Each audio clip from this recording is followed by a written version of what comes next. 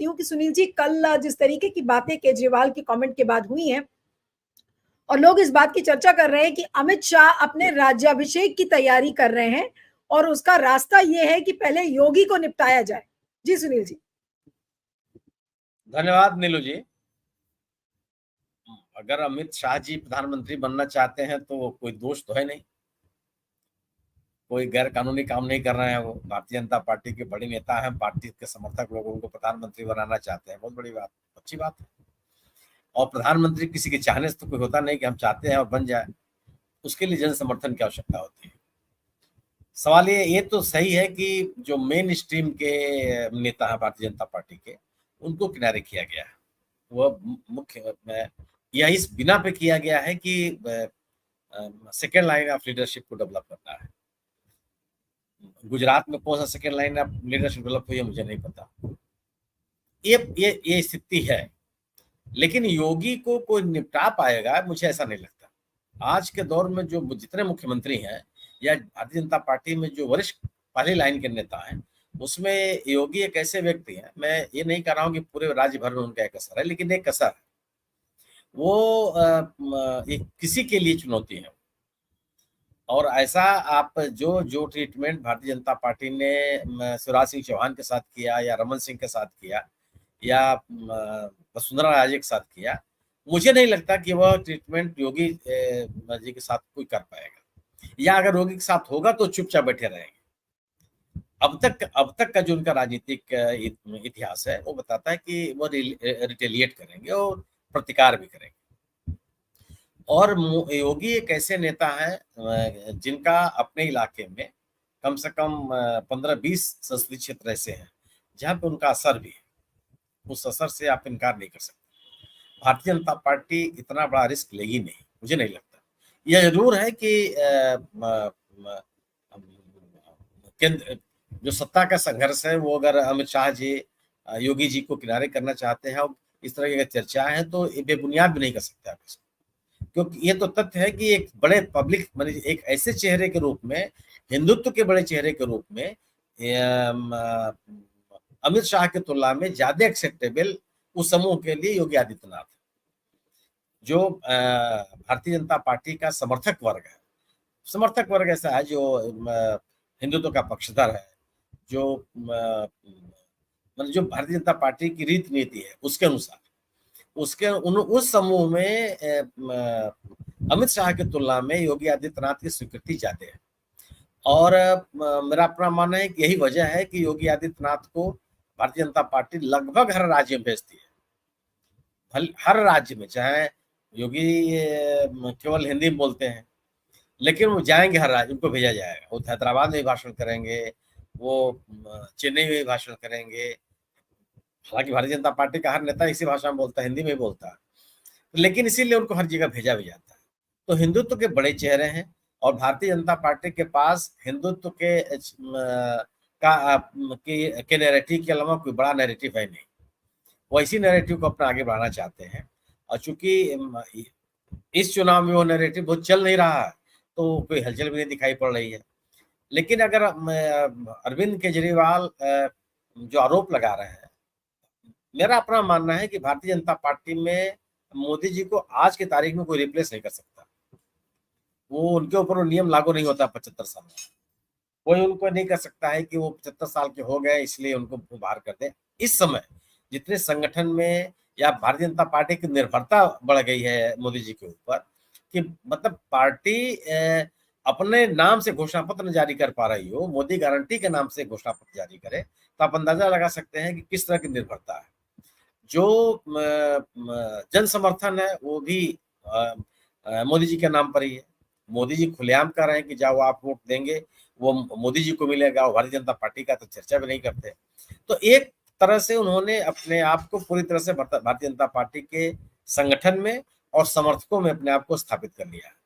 उस बात से तो मैं बहुत सहमत नहीं हूँ, लेकिन जरूर है कि केजरीवाल साहब ने एक नैरेटिव तो बना ही दिया, और एक जो भारतीय जनता पार्टी के समर्थक है उनके बीच में एक कंकड़ फेंक दिया है हलचल के लिए, कि आप किसको प्रधानमंत्री अगर देखना चाहते हैं, जो उनका समर्थक।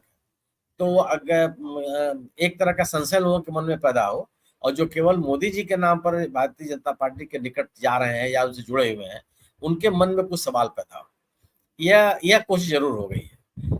और मेरा ये भी मानना है कि उत्तर प्रदेश में योगी आदित्यनाथ को रिप्लेस करना इतना आसान नहीं है। ये मैं भारतीय जनता पार्टी के लिए जो उनका जन समर्थन है उसके नाम पर कोई बहुत आसानी से आप उनको हटा नहीं पाएंगे, और मुझे भी लगता है कि योगी आदित्यनाथ इसको स्वीकार भी नहीं करेंगे। बाकी तो राजनीति है, संभावनाओं का क्षेत्र ही है। बिल्कुल बिल्कुल। सुनील जी, तो जो बात अभी अतुल जी कह रहे थे, तो इसका मतलब ये है कि हर तरफ से एक सेटबैक अमित शाह के लिए रहेगा, क्योंकि अगर हर चीज की अति हो गई है, और ये बार बार ये बात को पर डिस्कशन होता है कि भाई मोदी जी ने अति कर दी है, मोदी जी ने अति कर दी है, तो मोदी जी को हो सकता है कि जनता रिजेक्ट कर दे या उतने बड़े मैंडेट से ना एक्सेप्ट करे। तो क्या हर तरफ से लॉस में आपको दिखते हैं अमित शाह इस समय?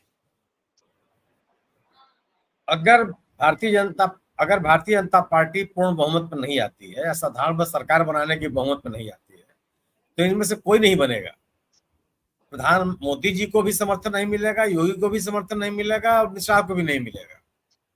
जितने भी राजनीतिक क्षेत्रीय राजनीतिक दल है जिनके सहयोग से सरकार बन सकती है, इसमें से किसी को नहीं मिलना। अगर पूर्ण बहुमत की सरकार बनती है तो फिर मोदी को प्रधानमंत्री बनने से कोई नहीं रोक पाएगा, क्योंकि यह चुनाव भारतीय जनता पार्टी केवल मोदी के नेतृत्व लड़ रही है, उसके पास कोई और एजेंडा नहीं है। मोदी जी को प्रधानमंत्री बनाना है, मोदी जी को अगली बार मोदी सरकार, अगली बार बीजेपी सरकार नहीं है, पहले बीजेपी सरकार नहीं थी। और एक जान लीजिए, ये भी आप समझना होगा कि बीजेपी से अलग होकर के किसी का अस्तित्व नहीं बचा है। आज जिन नेताओं की हम बात कर रहे हैं, उनसे बड़े नेता कल्याण सिंह थे इसी राज्य में। युवा हृदय सम्राट कहे जाते थे, हिंदू हृदय सम्राट कहे जाते थे। जब बीजेपी से बाहर निकाले गए, उन्होंने अपनी पार्टी बनाई, उसका असर क्या हुआ आप देख लीजिए। और अतीत में भी देख लीजिए आप, जिन लोगों को जनसंघ या भारतीय जनता पार्टी से अलग किया गया, बलराज मधोक साहब उसके उदाहरण है, सुब्रमण्यम स्वामी उसके उदाहरण है, शंकर सिंह बघेला उसके उदाहरण है। क्या स्थिति हुई? पार्टी से बाहर जाकर के एक ऐसी पार्टी है जो नेता के साथ लोग यहाँ नहीं जाते, अब तक नहीं गए किसी के साथ। अपने क्षेत्र में किसी का असर रहा वो अलग की बात है, लेकिन वर्कर नहीं गया, समर्थक नहीं गया। आज भारतीय जनता पार्टी अगर भारतीय जनता पार्टी मोदी के नाम पर चुनाव जीत रही है, तो कैसे कोई दूसरा आदमी डिसाइड हो जाएगा? कोई संगठन के बल पर चुनाव लड़ नहीं रहे हैं, पूरा अगर मोदी के नेतृत्व है। दूसरी चीज, आरएसएस, हम सभी लोग कह रहे हैं कि आरएसएस कमजोर हुआ है, मेरा मानना है कि ऐसा नहीं है।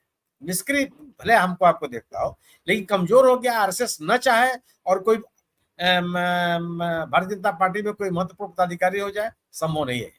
न चाहे, निष्क्रिय हो जाए, चुप रहे, न बोले, वो बात चलेगी। 2017 में योगी जी का नाम कहाँ था? पूरे चुनाव कैंपेनिंग को आप देख लीजिए, कहीं योगी का नाम नहीं था। और जब मुख्यमंत्री पद की बात हुई थी, उस समय तक योगी जी का नाम नहीं था। अचानक योगी जी, और यह भी ये बात कही जा रही है कि उस समय भी योगी जी के खिलाफ मोदी जी और शाह जी थे, उनको मुख्यमंत्री बनाना पड़ा। इसके अलावा आप ये सोचिए कि जो लोग वहां से भेजे गए, जिनको भेजा गया था दिल्ली से, जिसमें AK शर्मा साहब, हम और आप सभी लोग चर्चा कर रहे थे कि डिप्टी CM बने गया। योगी ने एक सामान्य मंत्री तक नहीं बनाया, अगले टर्म में लाया करके उनको मंत्री बनाया। आप सोचिए कि कहा जाता है कि केशव प्रसाद जी मोदी जी के बहुत नजदीक है और संघ के ही बहुत नजदीक है।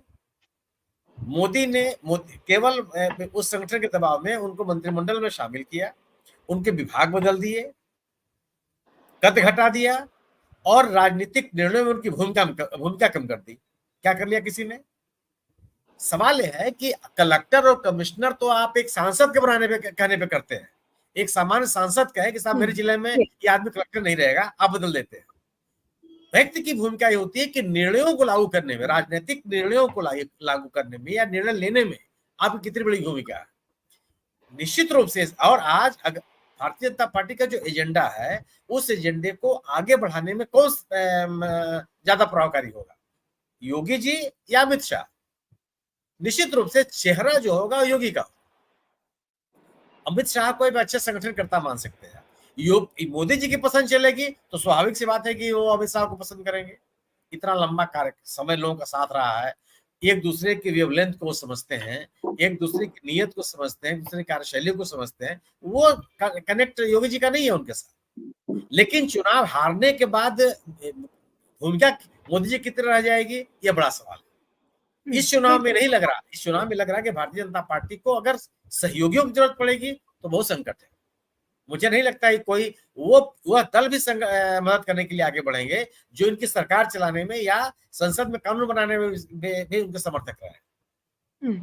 तो मेरा अपना मानना यह है कि योगी के चेहरे को आरएसएस भी अस्वीकार नहीं करेगा, आरएसएस की चलेगी और चलेगी ही, तो वो प्रमोट करेगा योगी को, क्योंकि आरएसएस के एजेंडे को लागू करने में, लोगों तक पहुंचाने में, संदेश देने में, कनेक्ट डेवलप करने में योगी का चेहरा ज्यादा प्रभावी है। जी।